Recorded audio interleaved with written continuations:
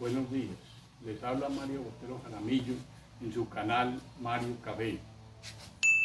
Los invito a que se sigan suscribiendo a mi canal. Para iniciar esta segunda parte de este podcast que he denominado Federacafé y Cenicafé también tienen sus elefantes blancos, quiero darles a mis seguidores en este canal un feliz año 2025, que sea muy próspero para todos. Muchas gracias.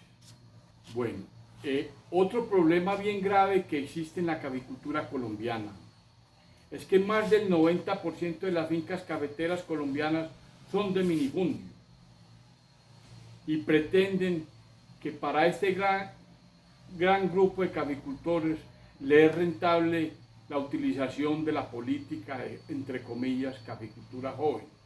Y tampoco con esta política de subsidiar anualmente les han permitido salir de la pobreza en los últimos 40 años.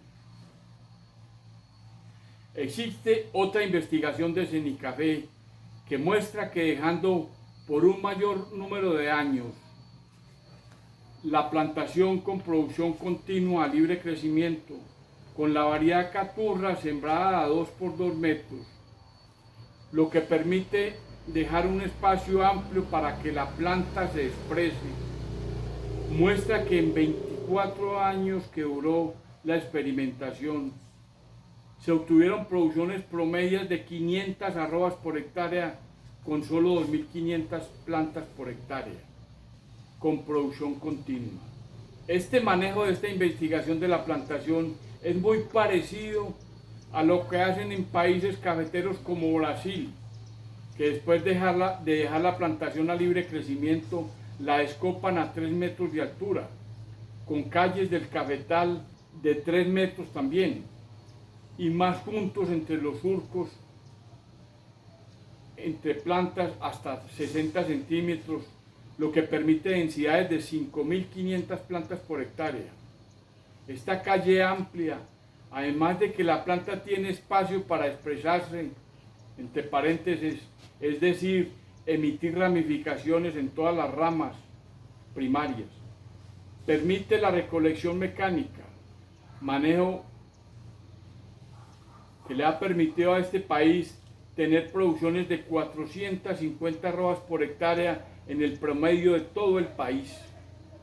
Producciones muy altas que nunca ha alcanzado Colombia, porque el manejo que se hace en Colombia es un manejo del cultivo a libre crecimiento, con siembras generalmente en cuadro, con altas densidades, condición de manejo que no permite la expresión de la planta, de paréntesis 5 a 10.000 plantas por hectárea, es decir,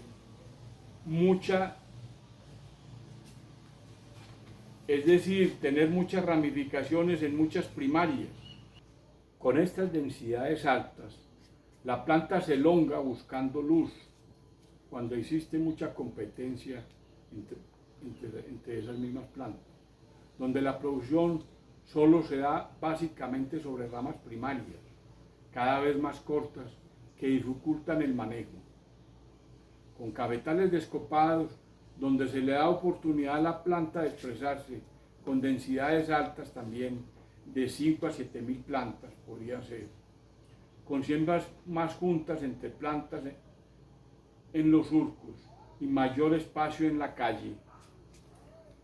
Se podrían hacer descopes más altos, a 3, 4.5 metros de altura, y tener producción continua por un mayor número de años, necesitando tecnología para hacer esta recolección, creciéndole la finca a todos estos minifundistas hacia arriba, sin necesidad de más tierras, para esas 560.000 familias cafeteras.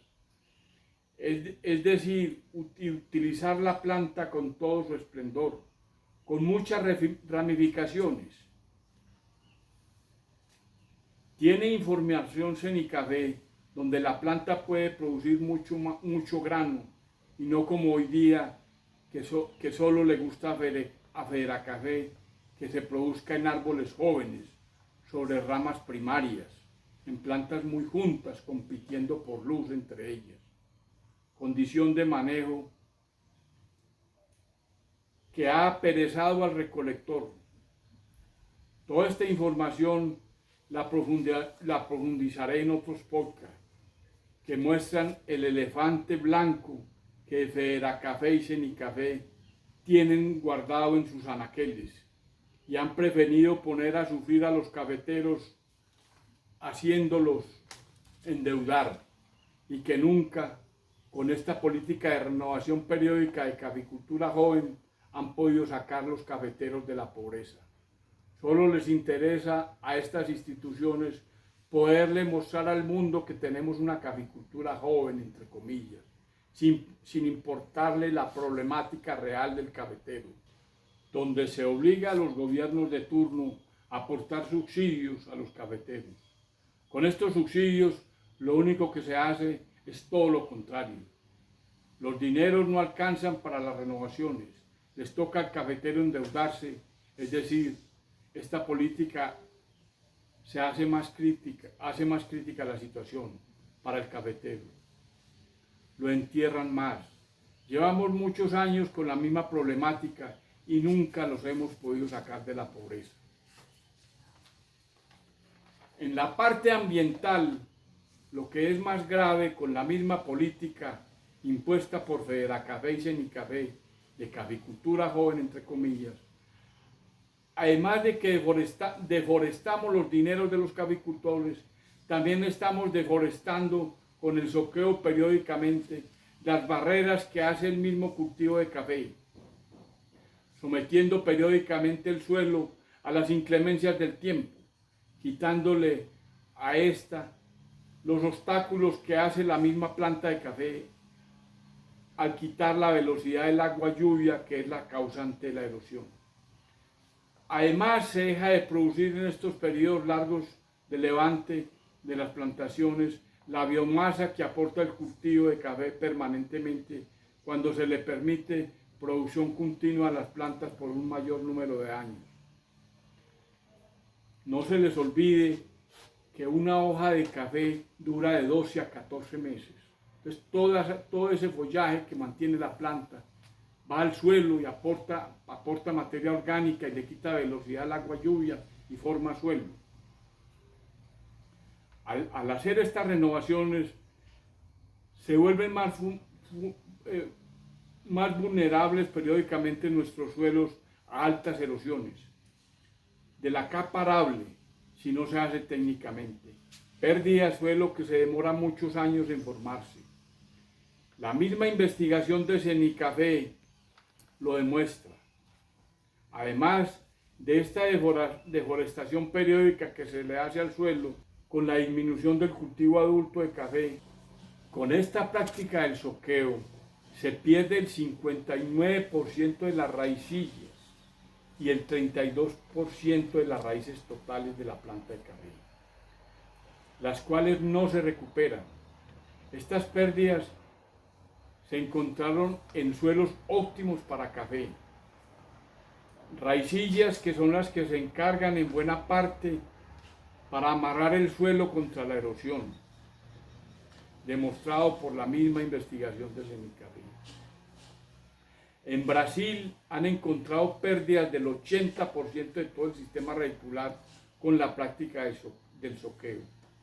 Este daño ambiental que estamos causando con la política de caficultura joven, entre comillas, periódicamente,